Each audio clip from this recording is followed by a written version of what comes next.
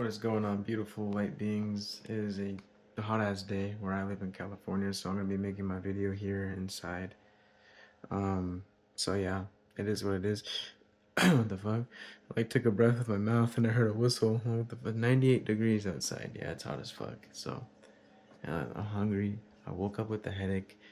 I'm assuming it's because I since I just started working and I'm an Amazon delivery driver and just my body hurts because I'm not used to it because I wasn't working for a month and it can be heavy sometimes, so my body's just the lack of sleep and then finally getting sleep, and I don't know, man, it's like not even a normal headache. It's weird, but I'm still pushing through. I'm still making my videos, no fucks given, but here we go. um this video is really, as you can see by the title, just how we're really not the awareness, or the fuck, bruh? We're the awareness, but we're not the body, we're not the thoughts, we're not the emotions, we are the awareness, observing all of that.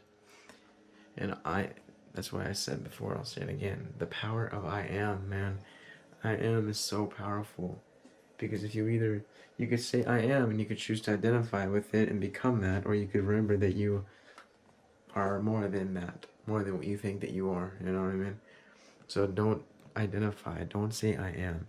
And if you're gonna say I am, make sure it's for something positive and something that can transform your reality into something that is worth experiencing. I am stressed, I am sad, fuck that shit. Experience those emotions, don't identify with it. You don't have to be. You could shift it. I am happy, I am aware, I am alive. Fuck yeah, we'll do that. We'll keep that way of thinking, but we don't gotta do the fucking negative I am shit.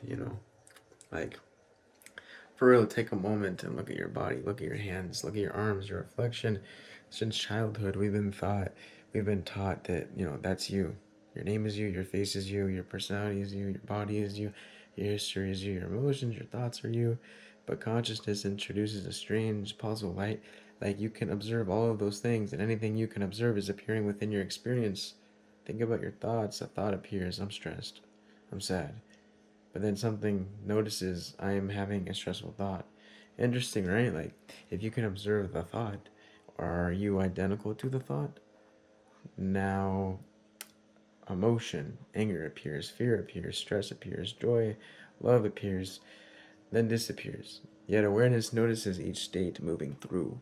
Your emotions change, your body changes, your thoughts, beliefs, all of it changes. Even your personality evolves throughout your life. Like, the 5-year-old version of you, the 15-year-old version of you, and the person listening to this video right now, they're not necessarily the same, right? Like, yet there's a continuous feeling of I am here. What exactly even is that? Like, that question is ancient as fuck. Different traditions have answered it differently. Some Hindu philosophical traditions described Atman, I think it was, the deepest self or consciousness.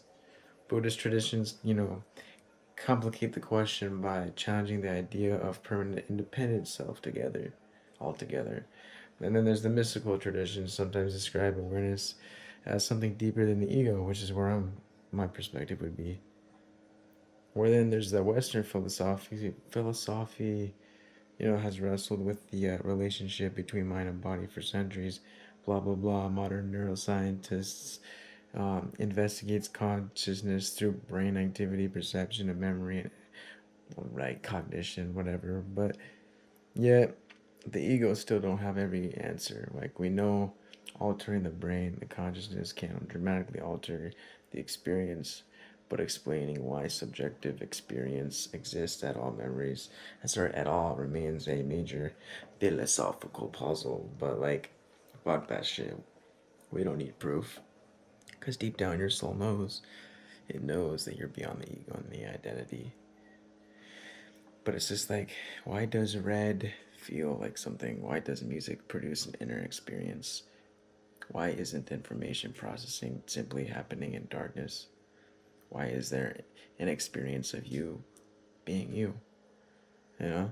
Like, this is sometimes connected to what philosophers, the fuck, bro? What am I saying it wrong? I'm hungry. Philosophers call that the hard problem of consciousness.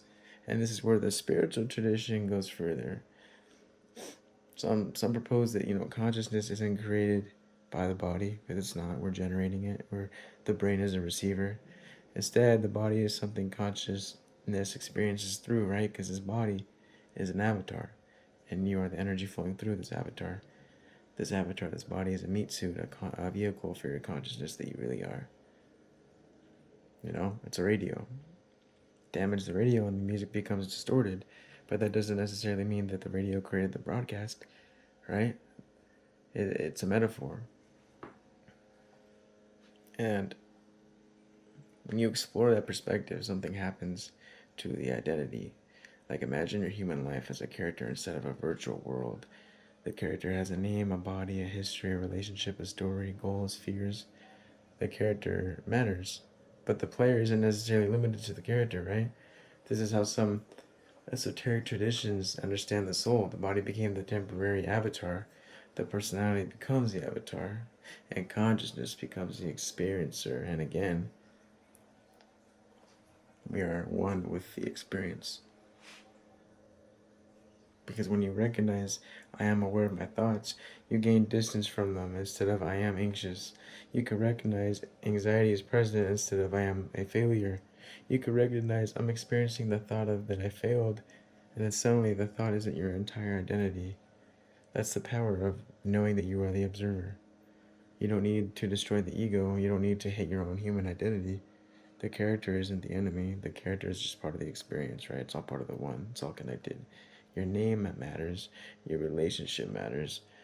The drama matters. Your body matters. It all matters. But maybe they don't exhaust the mystery of what you truly are. You know, the ego says, I am the story.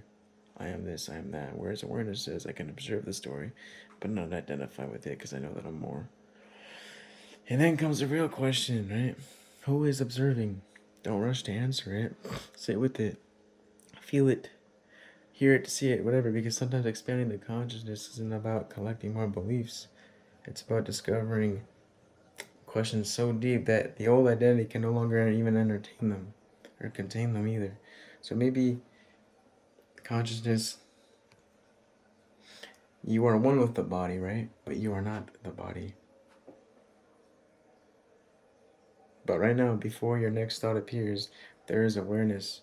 And whatever consciousness ultimately turns out to be, you are experiencing the mystery from the inside. You know what I mean? You are consciousness experiencing itself in this physical form, navigating this reality with the five senses, you know? You can see, hear, touch, feel, taste, blah, blah, blah, whatever. But it's just that you don't, and you shouldn't, over-identify or emphasize with that. So when things go hard, remind yourself that there is more so that you don't get stuck in a loop and spiral when shit gets hard here on the earth game, you know? It's very humbling to know and remember that we are more than this body. That we are consciousness, you know, like your dog, your cat, your aunt, your pet. They're all just consciousness of the same expression of the one that we're all connected to, of creation, of God, whatever, of source. So like your dogs are not just pets. Your pets are not just pets. They are consciousness, experiencing consciousness in a different form. Just like we are, but in a human body form, right? And then you can take it even further and say that aliens or higher dimensional beings are simply another version of you, of consciousness, experiencing consciousness in a different form. It's all the same one thing. It's all one. But the ego separates and categorizes it. But remember, you are awareness. And so when things get hard, you don't have to rush and identify with it. You could you could reflect instead of reacting. And then that's when you take your power back. And it's humble, you know, it's humbling, it is. So humble yourself. Yeah, I'm gonna go eat, guys. This was a quick video. I got a headache. Maybe if I eat, it'll fucking feel better. I don't know. But yeah, namaste, Liddy. And I'll see you in the next one, guys.